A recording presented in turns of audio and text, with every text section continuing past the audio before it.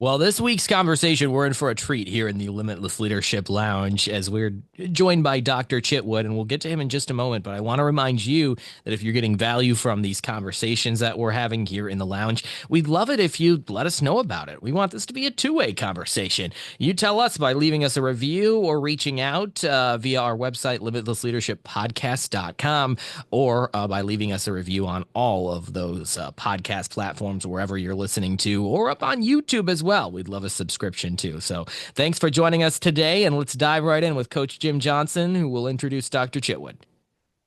Absolutely, and I'm looking forward to having Dr. Chitwood, James Chitwood, but he likes being called Jim, so we'll mix up the names today. But I'd like to welcome him and share a little bit about him. He's had vast experience in many leadership capacities. So he's an Army infantry veteran. So thank you for your service. A former university and college president, professor, and administrator, and a sales operation expert focusing on creating environments to produce long-term results.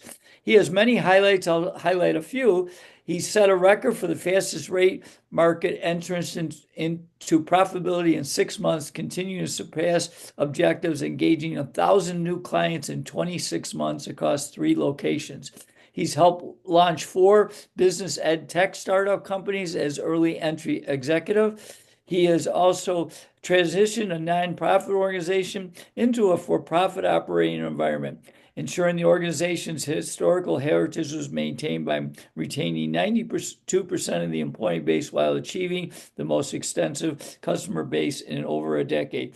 And he's also written a wonderful book called Leadership is Not Enough. So, an intriguing title and a great read that I read recently, and I highly recommend it. So, without further ado, I'm going to go by Jim because I like Jim too. So, Jim Chitwood, Dr. James Chitwood. Jim, welcome to the Limitless Leadership Lounge.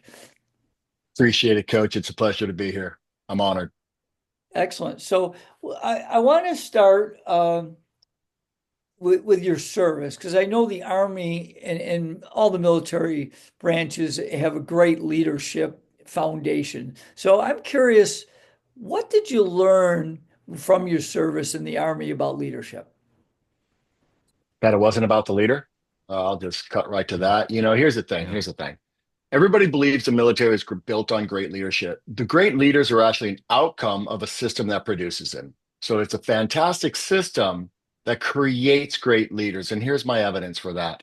Every 2 years, your leadership core changes. Every 4 years, your enlisted core changes. So you've got this constant rotation and cycle, right? And if it was all dependent upon a great person, it would never be sustainable. The military is built upon the concept that once the first bullet flies, all battle plans go to loss, and you have to make sure that everybody knows what's going on so that the next person in line can step up. It's one of the things that separates us from the Eastern or some of the more autocratic militaries is that, and we saw this in Ukraine, in the Russian, in the North Korean, in the Chinese militaries, only the leaders know what's going on and everybody else just follows directions. You get to a fork in the road, they say left, everybody goes left. How did Ukraine stop Russia right off the bat? They just took out the chain commanders and nobody else had a clue where to go, what to do, right? They just literally stopped in their tracks, right? In the American military, everybody already knows we're hanging a left, right? So that if you take out our commander, the next one in line's like, okay, I'm going to grab those bars, put them on my collar, and we're going left, right? Because everybody already knows it. So the American military is a system that produces great leaders. They're the outcome, not the input. Mm. That's so powerful. And then that's all about what being a leader is. And maybe you also touch on this in your book, Leadership is Not Enough, but you're Right. empowering a team. You're not just telling a team what to do. So when it comes to leadership, and maybe you're asked about what it takes to be a leader, and one of the unconventional or the conventional things that you would say, but not the most effective, is it takes authority and it takes an authoritative personality. What would you say to that, and why it might not always be the case? I totally agree. Listen, leadership matters. It's just not enough. Absolutely. As a leader, you can't be a pushover. You have to understand your authority, but you need to wrap it in gentleness. You need to wrap it in humility. You need to wrap it in compassion, right? I mean, when coach was leading a team, he couldn't just say, "Oh, do whatever you want," right? He had to say, "No, this is what we'll do, and it's my job to help you get there," right? Therein lies the difference. Yeah, good point. So, I'm going to dig into your book. I got a few things about. I Awesome. read a lot, but one of the things that really stood out to me, because I really encourage. I do a lot of leadership presentations as well, and I really encourage leaders to do more one-on-ones, and that's something that you really weave through the book beautifully. And so, I want you to share why you think one-on-ones are so important and encouraging leaders to do it. And then talk a little bit about your format. I really enjoyed that as well. Thank you. Yeah. So the one-on-one is critical. It is the most important meeting in any organization. And the truth is, the statistics show that both managers and employees don't look forward to them. Why? Because 85% of your frontline managers receive zero training to be a manager, right? And so they have no clue what they're doing, right? And so they just go in there. And so they're clueless. And so what happens is you get this real disconnect, right? So nobody looks forward to it because there's no value, right? Mhm. There's no value for the people. So my model is based upon the concept that that's where it starts. Performance starts in the one-on-one, right? The manager's sole responsibility, the leader's sole responsibility is developing their people, pulling out the value that they have within them, right? My Uncle Roy's favorite saying is the greatest asset of a company is the undeveloped potential of its people, right? And so that's what the manager's job is. In that one-on-one, that manager needs to be focused on four elements, and it's the four elements of my model. Number one, it is training, right? Number two, it is recognition. Three, accountability, and four, communication. Those four work together as a single strategy to help develop your employees and your organization. So back to the one-on-one. If you've got a manager sitting there, they need to be doing two things.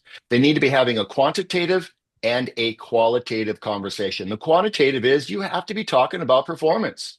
And every employee better be able to produce their own data on their own performance. It can't be subjective. It can't be left up to the manager. The employee needs to be able to hit print and be able to say, "This is how I'm doing, boss. Let's talk about it." Right. And so then the boss's job is to help them identify areas for improvement, identify the areas where they are excelling, and if they're one of those people who's just getting the job done and excelling, well, then maybe they can train their colleague, right? Who isn't getting it done. And when you do that, you start developing social bonds within an organization. And social bonds are the second most strongest driver of productivity behind psychological safety. If you've got a good open communication channel in your organization, well, then you've built a foundation for psychological safety. So now you've got the number one and number two driving factors behind productivity occurring in your organization.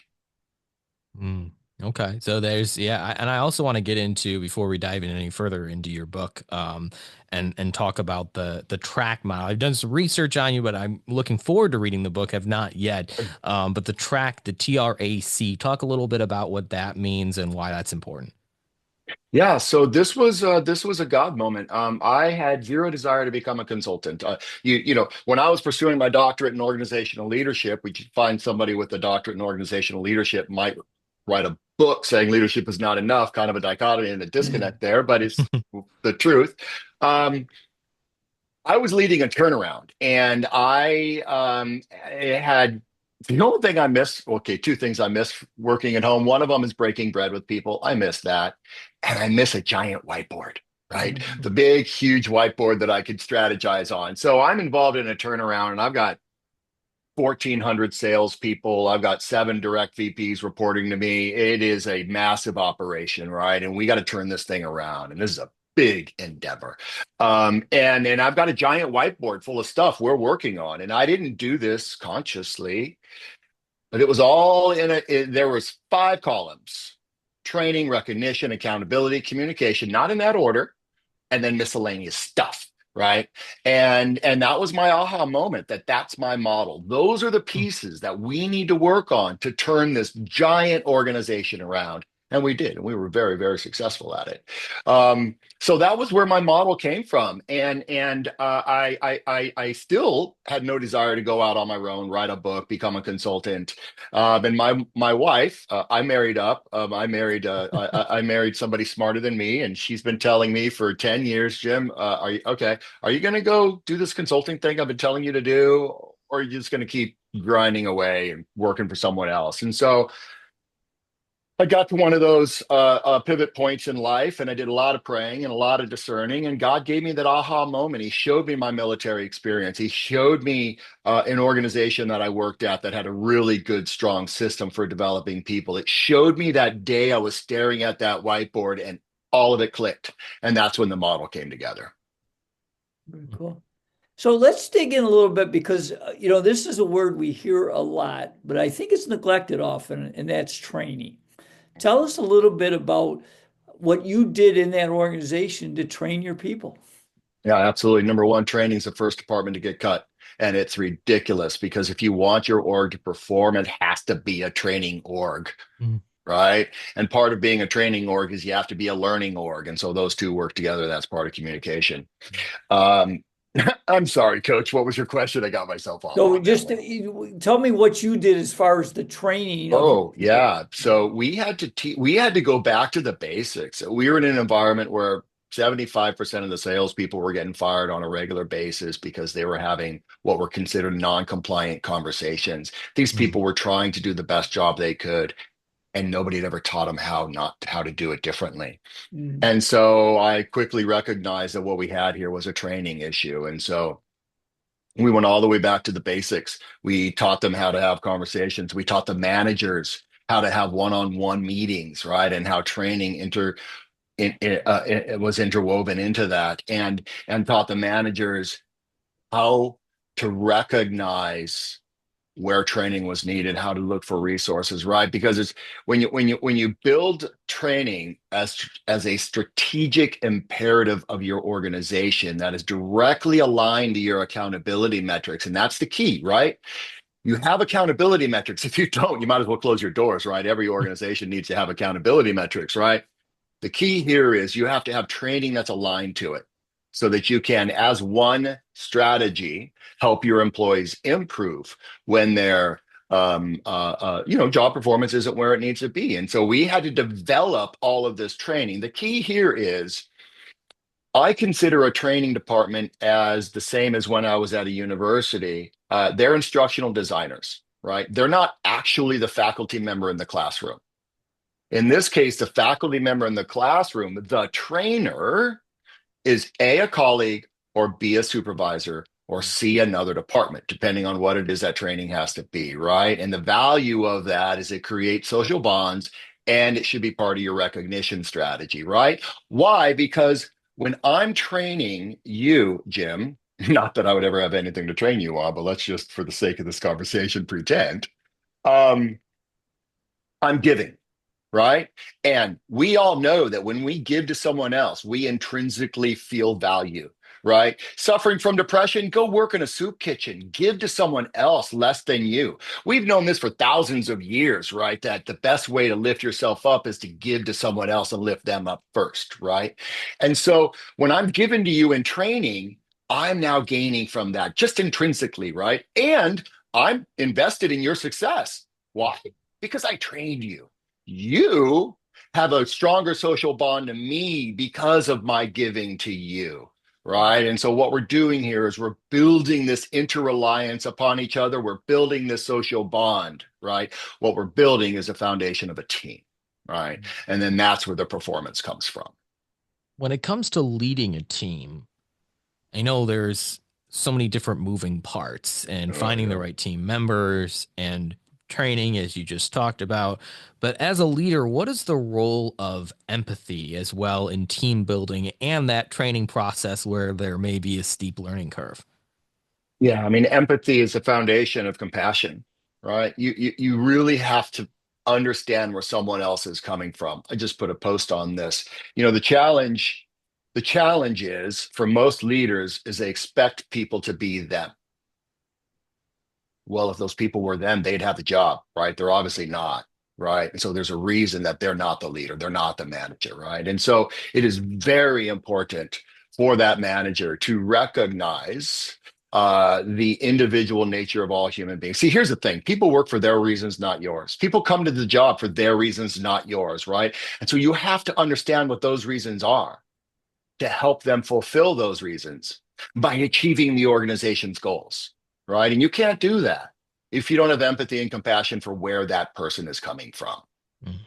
Very good point.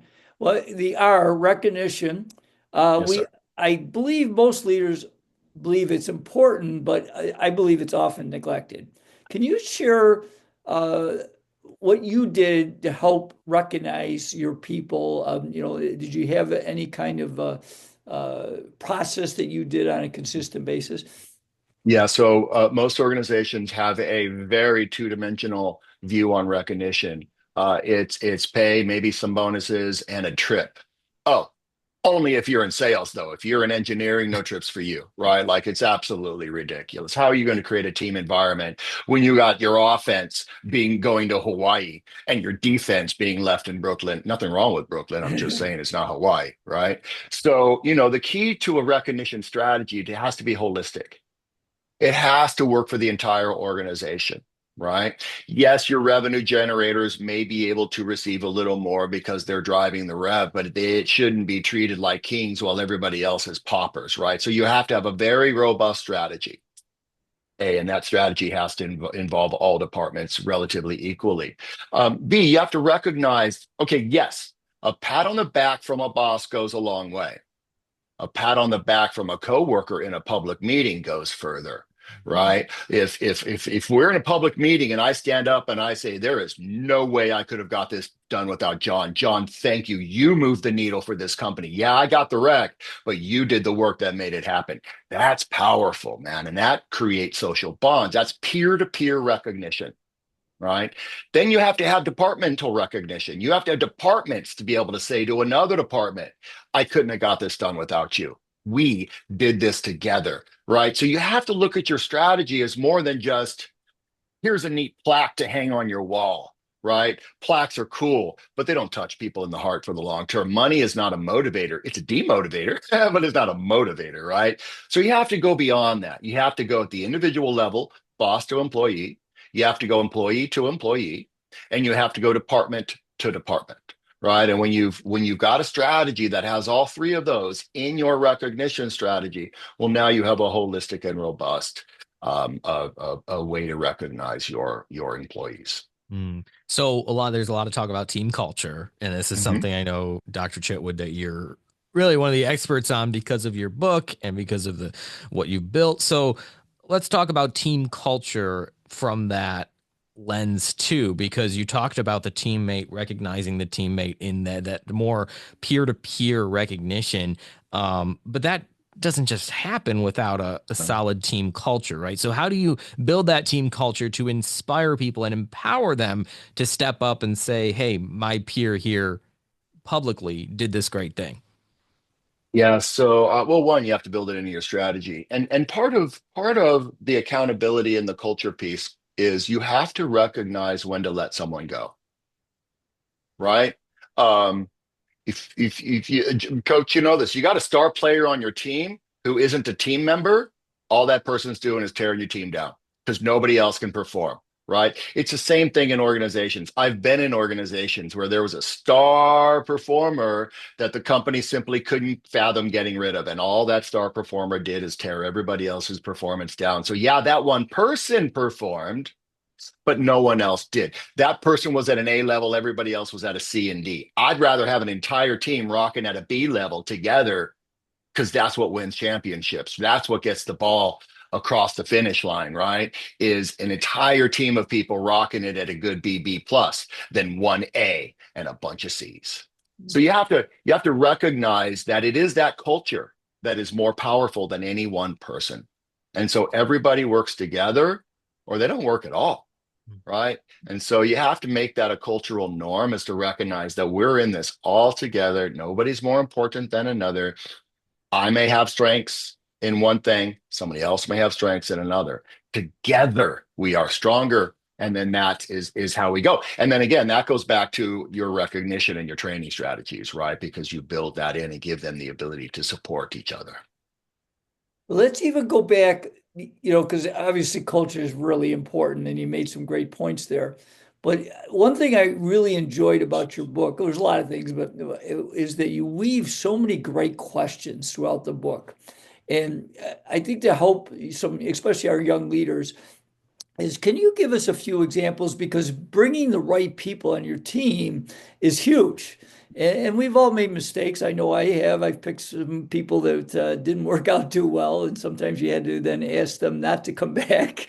Uh, Yeah. but but the concept there is, can you give us what maybe a few examples of some questions you would use in the interview process to really try to get the right people on the bus, right? So Yeah, I'm a real big believer that a person must be able to self-assess if they're ever going to improve. Right. And so I like to ask questions that dig into, can a person identify their own strengths and weaknesses? So I ask the questions, what haven't you done well? And what did you learn from that? And then what was the outcome? Right. So tell me a challenge, tell me your actions, and tell me the results. Right. So I'm looking to find out, can they properly assess what their weaknesses are? Right. And how do they mitigate those? What are the challenges they faced and what did they do? Right? Don't tell me about your strength. I already know that I'm looking at your paper. Tell me about your weaknesses and how do you mitigate them? Right? And you can tell a lot about a person when you start asking these questions because in the world of sales, too often than not, it's, oh, my weakness is I work too hard. That is the biggest cop out answer I've ever heard, but I cannot tell you how many times I've heard it. yeah. Right? So self assessment is key, coach. And for somebody, maybe a young leader who is entering that interview and they're nervous about sharing weaknesses or the vulnerability that you're looking for as a leader, how do we approach that interview? Reframe our mindset from we have to impress with all of our strengths and our accolades and our good qualities to we have to impress through being vulnerable and being our authentic selves to see if we're genuinely a good fit. Yeah, John, it's actually a pretty simple question the person needs to ask themselves. What impresses them more? The person who was born with a golden ticket and everything worked great for them, or the person who was not born with a golden ticket? The person who struggled through adversities and rose up and kept going, right? They don't write very many great stories about the person who everything just worked out for them in their life, right? The greatest stories on the planet are the ones about the person who overcame and then succeeded, right? And so that's how they have to come into this. They have to know what their weaknesses are and then have a plan to mitigate them, right? Um, know where they failed and then talk about how that was okay because it helped them get to where they are now, right? So that's really the key. It's a mindset. It's a mindset that my challenges and weaknesses, assuming A, I mitigate my weaknesses, and B, I've overcome my challenges, that those become the reason somebody wants to hire you because it shows that you can deal with adversity. Listen, work is hard, right? And if you go into the job expecting it to be peachy great every day, you're going to have a miserable life, right? And I think we're seeing that with so many employees who, I mean, the last 50 years in this country have been pretty dang comfortable, right? We haven't had any major strife, right? So we've got a generation of employees, well, technically two, they've never known depression or not. Depression's definitely the wrong word because they got that in spades, but they've never known real strife. They've never known hunger, right? They've never known homelessness. They've never known a global, right, and issue. And so, they haven't really had to overcome adversity. And so it's new for them. And so that goes back to the manager helping them, caring and helping them recognize that this thing that they're experiencing in work is okay. Let's help you get through it. Well, I always kid people that effective leaders, and I'm going to delve a little bit deeper in your one-on-one because I think it's so essential. And I kid leaders that you're the CQA, the Chief Question Asker. So, can you give us? I know you gave us a couple ideas with interviewing. How about when you're doing the one-on-ones? What are a few questions you would give people that you think are pretty powerful? Yeah, absolutely. This gets right into the heart of it. Why are you at work today? Why did you take this job? What is this job going to help you achieve in your long-term goals? Why are you here? And what do you want to accomplish? How do we align what you do at work to help you achieve those goals? Right? Because that's a key. Because once you can do that, then they're pursuing the organization's goals for their own personal goals. Right. And so while you're talking about the organization's goals, you're also reminding them of their personal goals and how it attaches and connects. Right. And you'll never know that if you don't have it. And listen, let's just look at this operationally. Let's say somebody's goal is to buy a new house in another state. Well, you should know that because it means you're probably going to lose them as an employee. Or their goal may be, I really want to buy a house so my wife and I can have a child, or I can have a child, right? Okay. Well, you better be aware of that because that means at some point, this asset, I consider all employees assets, this asset is going to come unproductive for a period of time. And that's okay, right? As long as you planned for it, as long as you know what's going to happen, right? So when you ask these questions up front, why are you here? Why do you have this job? What are you hoping to accomplish? What's your long-term goal? Where do you want to go in your life? Right?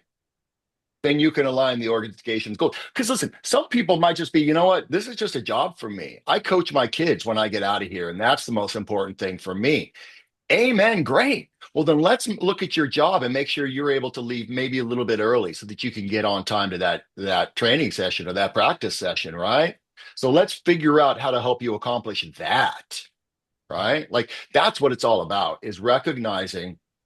And I can totally geek out on you, Coach, but if you go all the way back to the founding principles of capitalism as espoused by Adam Smith, it's the voluntary participation of labor that aligns with the business owner's idea that produces a mutually beneficial outcome that rises all tides, right? That is what the free market economy, and that's an outcome. The input is the voluntary participation of labor aligning with an organization's goals. That's a great point. And I just want to share one thing because one of the things that it took me a while, but I figured out and was very helpful, and you mentioned that in your one-on-ones, is really because we did team goals as a group. And then I met with every player individually and found out what their individual goals and how we could align the individual and team goals. Because you're absolutely right. If you don't know what your players, what's motivating them, and how you're going to align that with the team, it's going to be a struggle. And so Yeah. I really try to encourage leaders that you got to get to know your people and know what their motivation. So well said. I appreciate that. Thank you, Coach.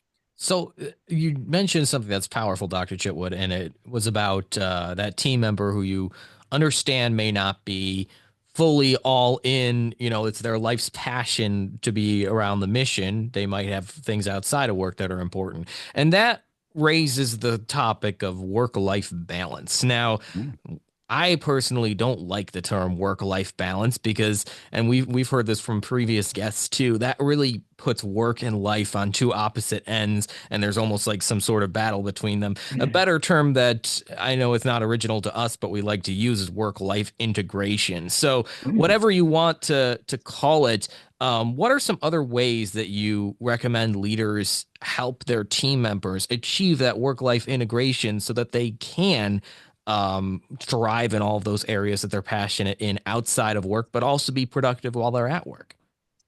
Yeah, absolutely. I mean, we can look at this new conflict over remote work. So many organizations have no idea to measure how to do anything but measure button seat time and keyboard time, right? They have no concept of what productivity really looks like, right? And nobody has real goals that they can measure themselves to. So you don't actually know if someone's performing their job. Because why? Because you never built the metrics for them, right? So, it's recognizing that someone may have to step out in the middle of the day because something's going on, and that's okay as long as they come back and pick up the work, or the next day they pick it up, right? So it's getting to a point where you recognize that.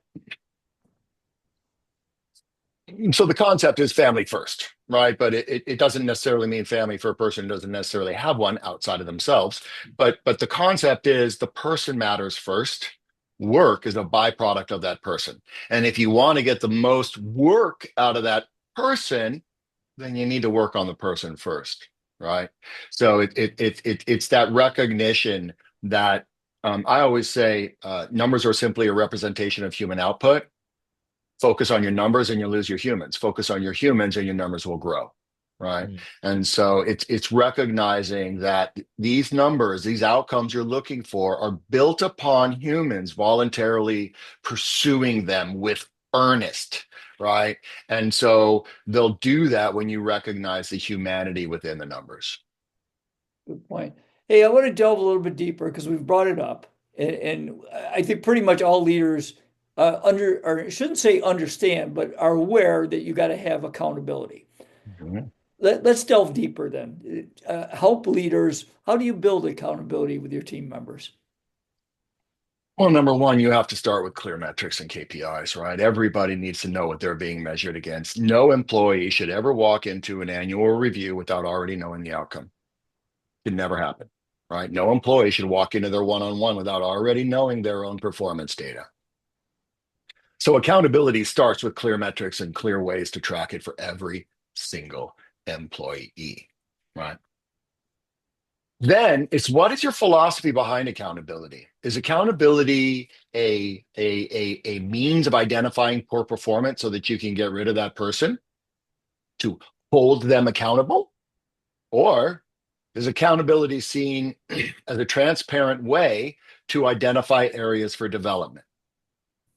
And those are two fundamentally different ways to look at the exact same situation, right? Am I using it to play gotcha? Aha, I see this. Or is it, okay, I'm recognizing that we're not getting the ball moved here. Let's focus on moving this ball and what is necessary to do that, right? And everybody's going to be different. Everybody's got different strengths. But if accountability is seen as a transparent process, then it then you've created the right culture. But the key here, and the reason I pause, is because, excuse me, one of the missing pieces is the accountability of the leader, Mhm. right? We In my book is a quote. Forgive me, I can't remember who wrote it, but the quote is, "We are accountable for what we don't do as much as what we do." So it's like, as leaders, we are accountable for what we don't do as much as what we are, something like that. But basically, the concept is what you don't do matters, and you are accountable for that, right? Every time you cancel that one-on-one, you are failing your employee, right? And so the key to accountability is it has to be transparent and it has to be 360 degrees, and everybody needs to be held accountable to it. I can't tell you how many boardrooms and C-suite level conference tables I've sat around where people in there are talking and acting in ways they would never let their employees. They go out to dinner and spend money in ways that they would never let their employees. Why? Because they're special. No, you're not. You are wasting the organization's resources and you are acting in a way that you're not holding yourself accountable to the standards of your organization, right? I've got this phrase here that you are who you are when no one's looking, right? That's a mantra I live by. And so it's the same concept as a leader, right? That if accountability is gotcha, you'll never have a positive culture. If accountability is, hey, how do we improve? Then you're on the right track. It's actually a nice segue that you brought up KPIs, because that's where I had one of my questions, because you had talked about something that really resonated with me, was how sad it is that so many organizations only measure the butt in the seat time with remote work, even with on-site work. It's how can we get to 5 o'clock? I worked at organizations where it's 4:40 and everybody's packing up and trying to go as slowly as they can to close their computer just so they can get Mhm. to 5 o'clock. What a waste of time. And it doesn't help anybody to measure based on time versus based on productivity. It's actually Right. hurting everybody. So what are some of the KPIs, maybe a specific KPI for an industry maybe you've worked with, or just a generic KPI that we can reframe our mindset so that we're looking at this instead of just time spent? Yeah, John, that's a hard one. It's position specific, but here's the key.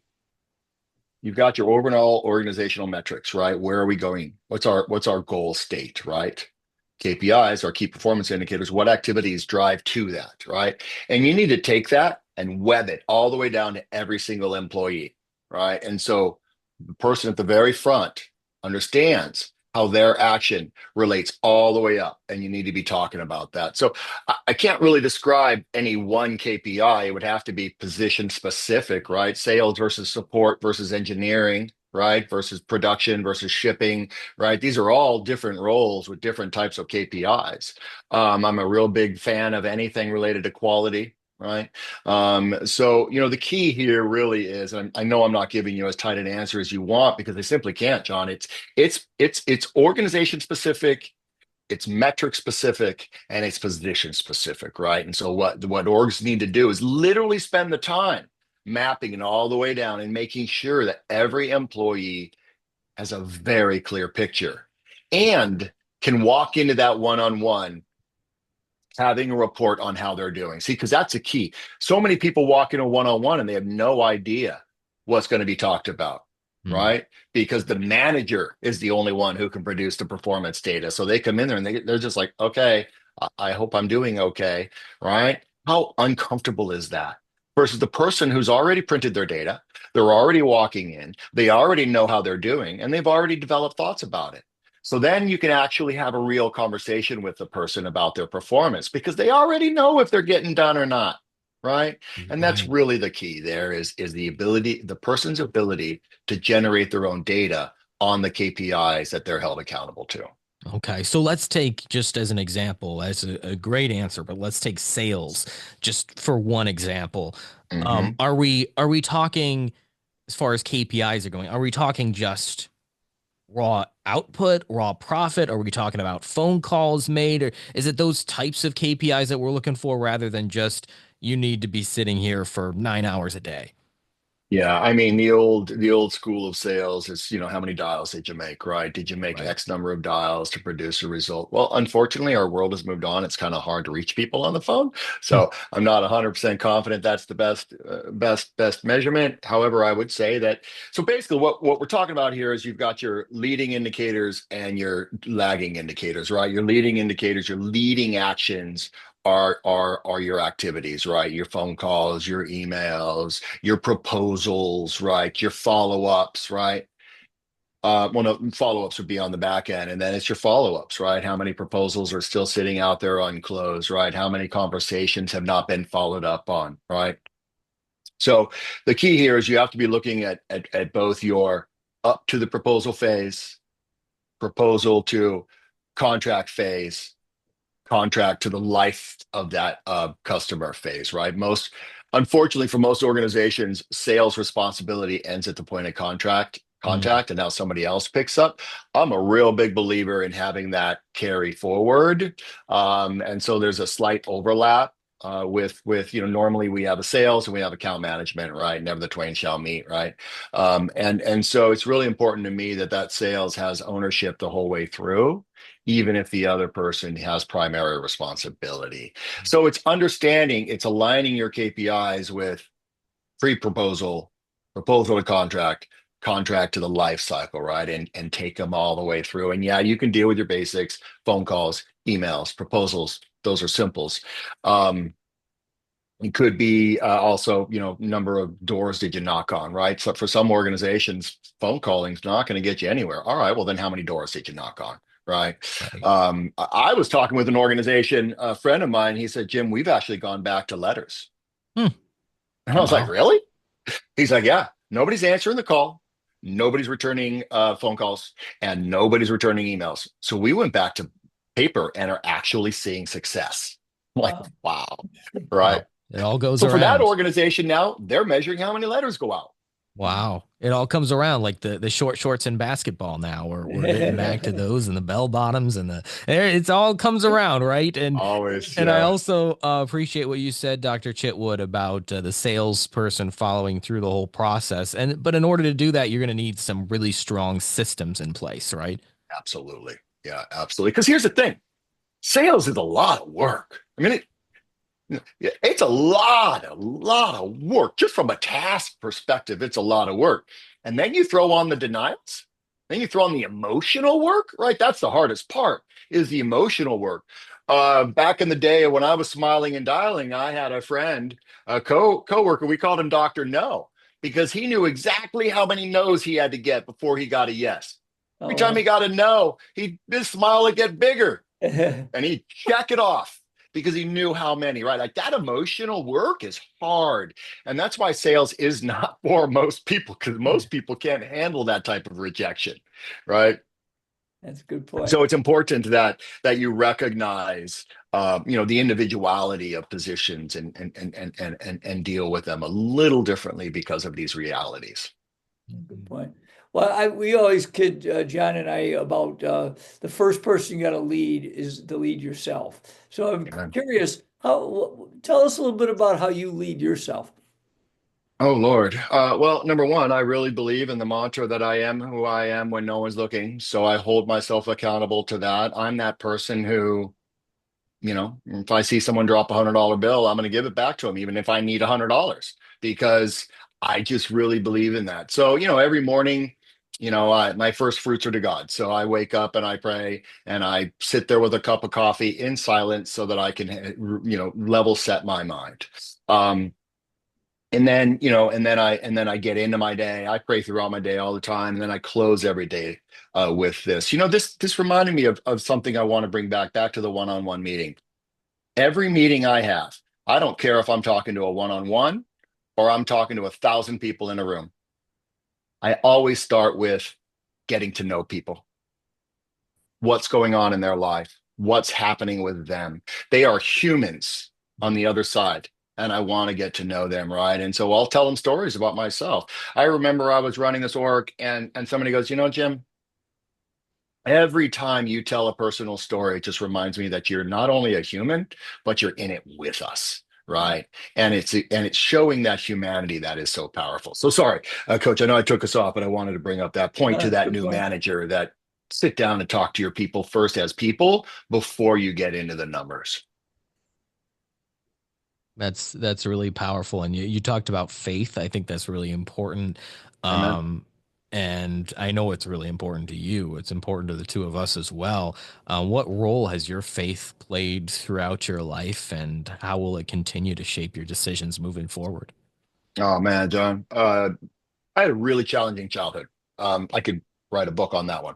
Um, God has been with me the whole way through. My entire life, I have known. I've literally felt the hand of God on my heart twice through some really challenging times. So my faith it's absolute. No one can ever tell me that there isn't a God, right? We can argue all day long whether or not you're supposed to stand or kneel or sit at any one particular time, right?